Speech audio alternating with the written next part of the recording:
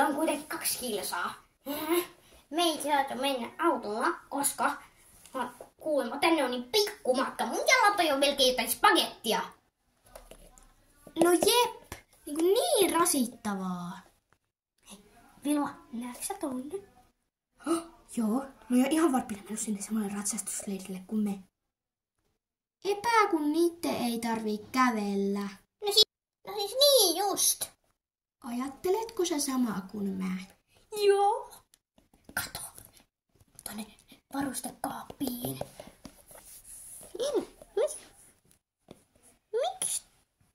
Miksi tossa ei oo ovea? Ei kun mennään auton katolle. Joo! Ota, mä pääsin tänne. Tartu mun käteen. Noin.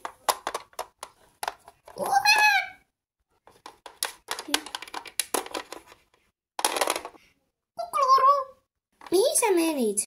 Äiti, pysäytä auto. Vitsi hullut mukulat, lähtekää vetää täältä. Näistä pistää tubeelle.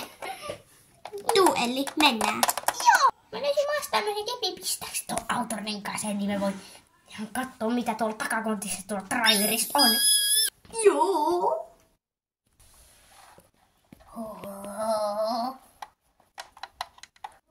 Onneksi tässä on nopeusrajoitus vaan joku 10. Traileri. Eikö se ole harjapakki? Siellä on siis harjapakki. Tuolla trailerissa on ihan varmaan joku heppa. Mennä harjaa sitä. Syötetäänkö sille nämä omenat? Joo!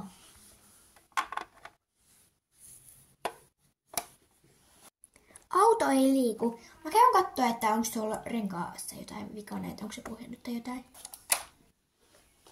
Onkohan se tässä renkaassa se vika? Onpa kaunis musta hepo. Tässä on joku kakkainen väliseinä, niin rikotaan se. Joo, tai ainakin yritetään.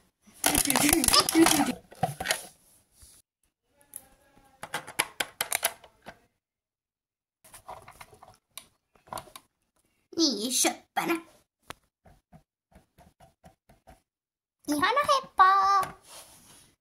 Tässä renkaassahan tää vika oli, tässä viimeisimmässä renkaassa.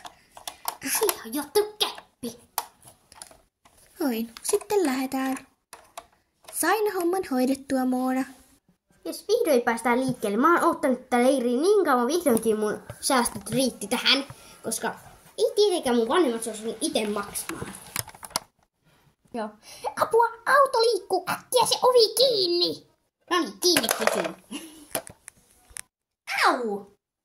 Jatketaan silti tätä syöttämistä ja harjaamista. Ei kukaan tästä välitä.